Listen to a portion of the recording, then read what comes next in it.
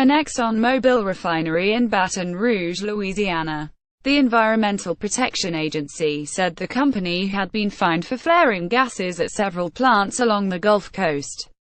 Julie DermanskyCorbis, via Getty Images Washington, the Environmental Protection Agency and the Department of Justice announced Tuesday that Exxon Mobil will pay $2.5 million in fines for flaring gases at 8 plants along the Gulf Coast.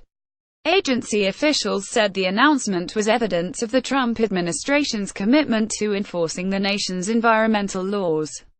Exxon will spend about $300 million as part of the settlement to install gas recovery and other new monitoring and pollution control technologies at the petrochemical plants in Louisiana and Texas, according to agency officials. The agencies also settled a second case involving air pollution violations with PDC Energy, a Colorado oil and gas company whose storage tanks were found to be leaking smog-forming compounds.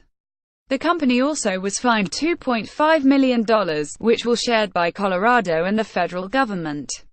"We will be enforcing environmental laws in this administration, and that's not just my message, it's the message straight from the top," said Patrick Traylor, the EPA Deputy Assistant Administrator for Enforcement. "The agency," Mr. Traylor said, "is emphasizing the rule of law in this administration, specifically at EPA." The announcements came as Scott Pruitt, the administrator of the EPA, has been denying accusations by environmental advocates that he is weak on enforcement. A recent study by the Environmental Integrity Project based on documents obtained under the Freedom of Information Act found the Trump administration had collected 60% less in civil penalties from polluters through July 31 than the previous 3 administrations over a similar period.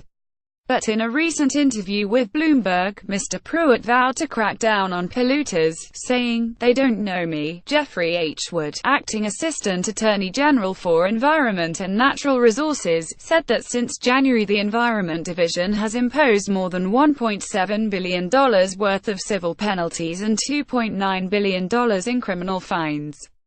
Tuesday's settlements resolve allegations that Exxon and PDC Energy violated the Federal Clean Air Act by releasing harmful pollutants.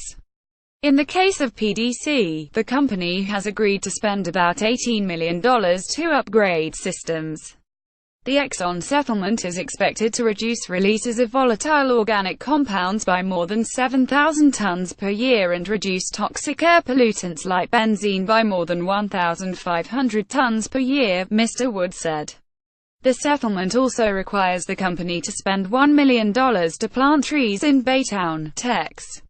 Exxon's Baytown operation came under scrutiny during Hurricane Harvey this year for releasing toxic pollutants during the storm, which battered refineries and other chemical facilities along Houston's coastline.